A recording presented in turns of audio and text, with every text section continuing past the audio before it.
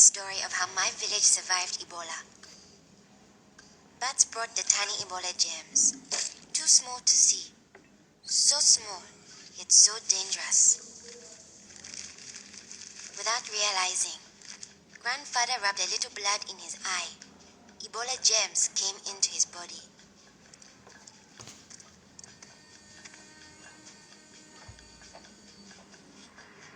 Days went by. Then Grandfather got a terrible fever and weakness. We thought it was malaria, but he was soon much worse. He had vomiting and diarrhea. His fever got even higher. I ran to get the nurse. But Grandfather had already died. I was heartbroken. The nurse thought it might be Ebola, a disease caught from bush meat, but which spreads from person to person.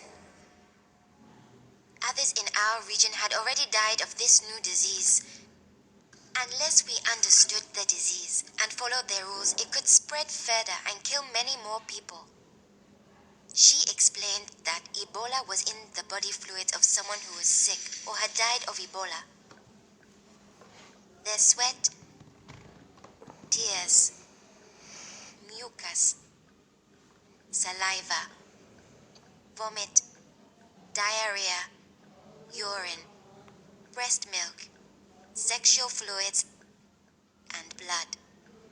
When we touch a sick person's body fluids, the Ebola germs can get into small breaks in our skin or into our eyes, nose, or mouth. The Ebola germs spread into our body and make us sick. When somebody dies of Ebola, that body is much more contagious. No one should ever touch the dead body. The nurse advised us to wash our hands with soap and water right away. She contacted the trained burial team to help us bury Grandfather's body safely. The burial team came. They comforted us and explained what they had to do to protect us. The team wore protective clothing that kept them safe from the dangerous germs.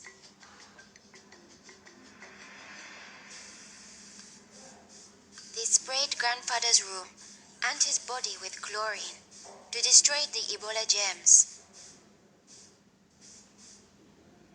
They put his body safely away in a bag. To prevent the spread of Ebola, no one could touch the body of anyone who had died with signs of the disease. They also burnt his mattress, bedding, and clothes, anything that might have his germs. All these actions made us safer. It was too great a risk to follow all our traditions, but we still honored Grandfather in the time of Ebola. Our chief gathered all the villagers together after Grandfather's death.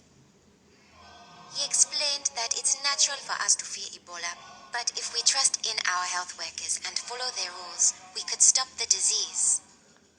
The nurse explained to us, when a person has symptoms such as fever, don't touch them. Get them to the treatment center right away. They will have the best chance of surviving and they won't spread Ebola. She advised us to wash our hands with soap and water many times a day. The whole village agreed to follow these rules. Since we all had close contact with Grandfather, we were at risk of getting Ebola. We had to stay home. A health worker visited us every day to see whether we had fever or signs of sickness. We would show signs within 21 days if we had Ebola.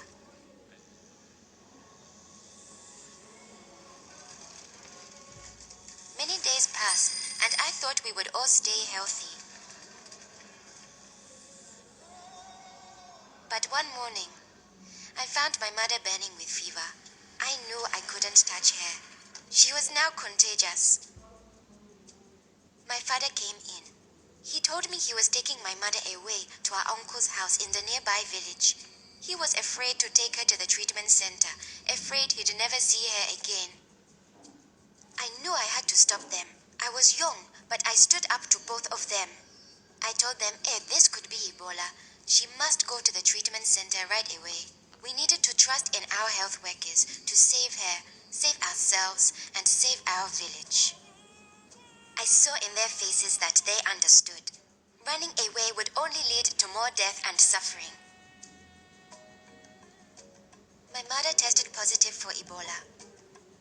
They found her a bed. At first, the health workers looked scary, but I knew they wore the suits to protect themselves, and inside they were normal people like the nurse. They took good care of my mother. They gave her fluids, medicine, and food, and helped her body stay strong to fight Ebola. I missed my mother very much, but I could still talk to her on the phone. Sadly, some people in my village didn't survive, but my mother got better day by day. Soon, we were able to see her from a safe distance. One day, the nurse announced that my mother would live.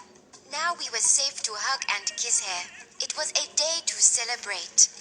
Our village followed their rules. We trusted our health workers, brought us sick for care right away, called for the safe burial team when one of our people died, and we always wash our hands with soap and water.